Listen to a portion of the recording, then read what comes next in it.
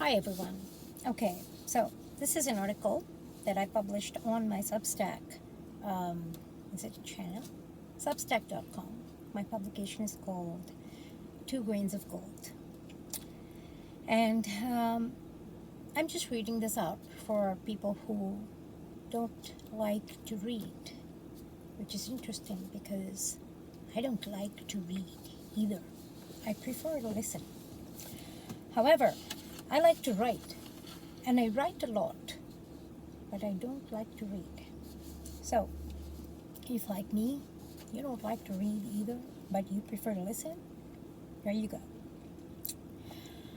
On last week's livecast, Mike and Maria's show on YouTube, an attendee named Ryan asked some great questions in the chat box. These questions were so brilliant that I felt compelled to write an article backed by research and data. If you have a sneaking suspicion that something's not quite right in our financial system, if you have a longing for coherence in an unhinged world, a vision of what a sound, and you need a vision for what a sound financial system would look like, you might find some of your unarticulated questions in Ryan's curiosity expressed below. So he asked a bunch of questions that took up like half the page. I won't go over all of them. But I will address them within the article. I found these questions both rich in nuance and yet, you know what, I'm going to read his questions. Ryan Morosi's questions.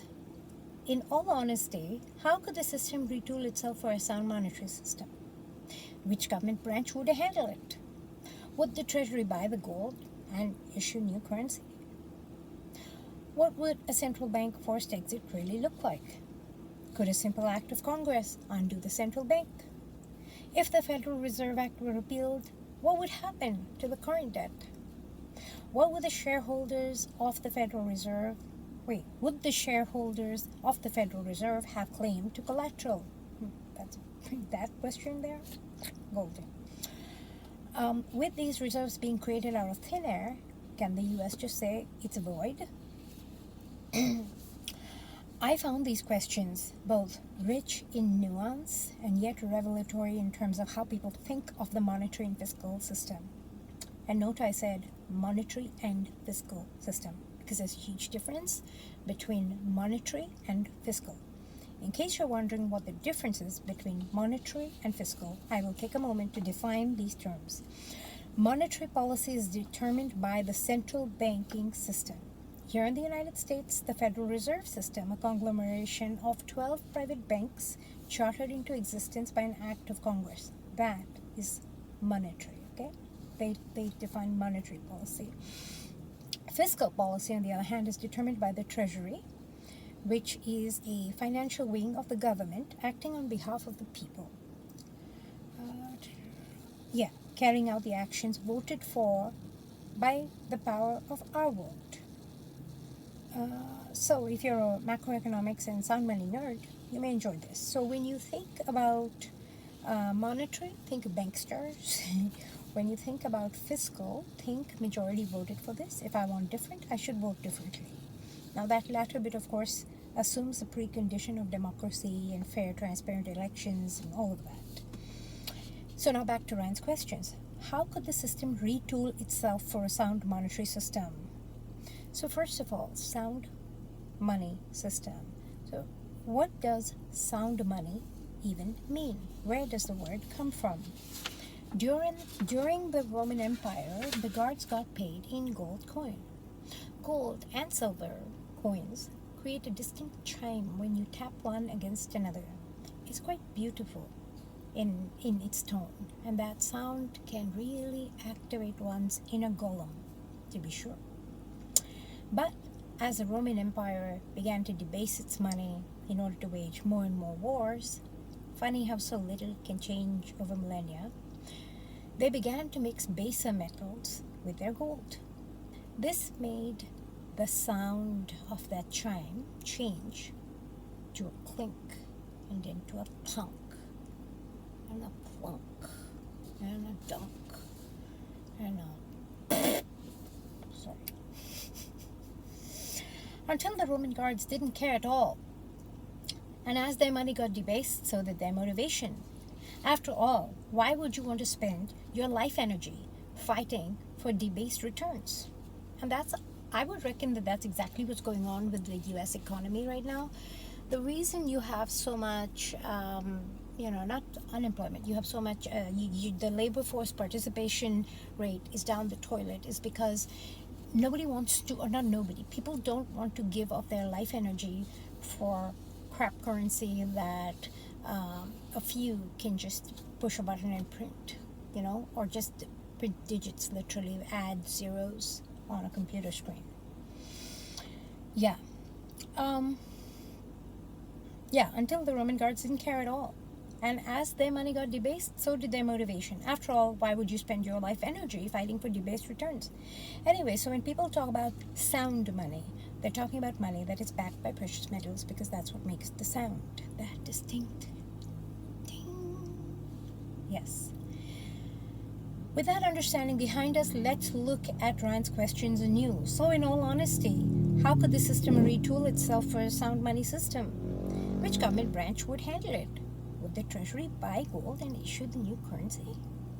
The good news is that in the United States, the system would not have to retool itself for sound money. Why? Because the beauty of the US Constitution is that it was created specifically for sound money. You see, when the colonies sought independence from Britain, what they were really seeking was money sovereignty. The British motherland in the 1700s was charging colonies a stamp tax by asking for their gold and issuing them a paper stamp in return. The whole point of the American Revolution was, if I may state it bluntly, the American colonies saying, wait a second, you want our gold in exchange for some dumbass paper? Well, up yours. We'll make our own paper and keep our gold. When the Founding Fathers and the American revolutionaries in the 1700s created their own country here, in the form of the initial 13 colonies, they were doing so because they were looking for financial freedom. This point cannot be overstated. Additionally, the global impact of this action mustn't be overlooked as well. Having lost a gold money source, the Brits turned their attention eastward and redoubled their efforts in my own home country of India, another one of their colonies. But that's a story for a different day. And tangent here, if you want to know more about that whole journey, check out this guy by the name of Amit Sengupta. He has a brilliant channel where he talks about all the colonization, everything, all the gold and silver that the Brits stole from my home country. And now they have it in a bloody museum over there. Yeah. And they don't let people take pictures of it too. Like, really? Right. You don't want people to take pictures of your damn stolen goods. Right. Anyways, that's why that's a story for a different day. For now, never forget the US Constitution. It is the one asset that must be guarded and defended with our lives if necessary. It is the cornerstone of the spirit of American independence. If it goes digital and gets morphed and becomes yet another casualty of the war on vocabulary, this nation will not remain what it once was. According to the US Constitution and the Coinage Act, the Treasury is authorized to create and issue coinage. And yes, that includes gold and silver coinage. In fact, this is the reason for what became a bit of a meme in 2021 when our current Treasury Secretary, Janet Yellen, spoke of minting $1 trillion platinum coin to pay off the national debt. Although this was laughed off at the time, it is in fact a comment based in reality. Let us not forget what figure, though, platinum would need to be revalued to, and which countries have the highest amount of platinum mines and reserves on this planet. That would be the Russian Federation and South Africa, in case you didn't know. And you see, she suggested this in November of 2021. I mean, I'm sure they knew something was going to go down in February, because she must have suggested that naively, not knowing that, or not having got that memo. But the others were like, oh, shh, let's make this a joke, otherwise, like, yeah. What Yellen's comment implied is that platinum would first have to be revalued upward, made nearly priceless to the common man, prior to coining then this $1 trillion coin. In order to return to a sound money system, gold in my example below, that is in use by the people, the mechanics behind this transaction would be something like this. So, a proclamation or executive order or bill that is voted on, or an executive order that's not voted on, announcing that gold would be bought back by the government for a certain amount, let's say $10,000 per troy ounce. Why $10,000? Because it would have to be markedly higher than the current spot price in order to incentivize people to have their jewelry melted. Even so, there are many who wouldn't even think of it $10,000 per troy ounce as adequate compensation to have certain pieces melted. I mean, come on, like sentimentality and all. However, let me just say one thing about this 10,000. There is a section, and I will leave that link on the US debt clock. There's a precious metal section where if you scroll down to the bottom on the right hand side, there is a place where it gives you the current gold value and the current silver value, if you don't account for like the paper games. And I regularly take snapshots of that, and I upload it and I post it to my YouTube section where it's comments, and I just circle that, because you will see over there that silver is actually 1,400, 1,200 or 1,400, something like that per ounce. Yes, I'm not kidding. And gold is, well, like before they started raising rates or whatever, destroying the debt-based system, it was $14,000 per ounce, and right now it's around $9,000 or $10,000 per ounce. I will leave that link. Click it, scroll down, look on the bottom right-hand side. You will see those figures for yourself. Keep that bookmarked in your favorites and watch it every day. Don't just watch the gold price and the silver price, that 1,400 and that 10,000.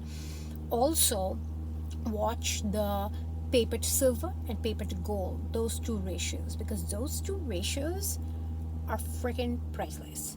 Those ratios, I'm turning it off, may I see? Those two ratios will tell you how much they're manipulating through paper by selling paper shorts in order to keep that price down. Because yeah, I mean, you should really go look at the screenshots that I upload quite regularly.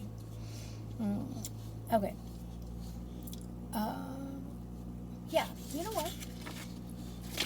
This video is already 13 minutes long. I am going to stop recording right here. So right now I've only recorded an answer to one of Ryan's questions. The entire piece is on my Substack. You can subscribe for free, and yeah, and read it, enjoy it, bookmark your the links. I've given all the research links, all my sources, and all of it here. In fact, let me show you, because yeah, it's literally, it's there's like a bunch of like required additional recommended reading and everything. Here we go. Okay, so with that, I will bid you farewell. Have a nice night. Bye.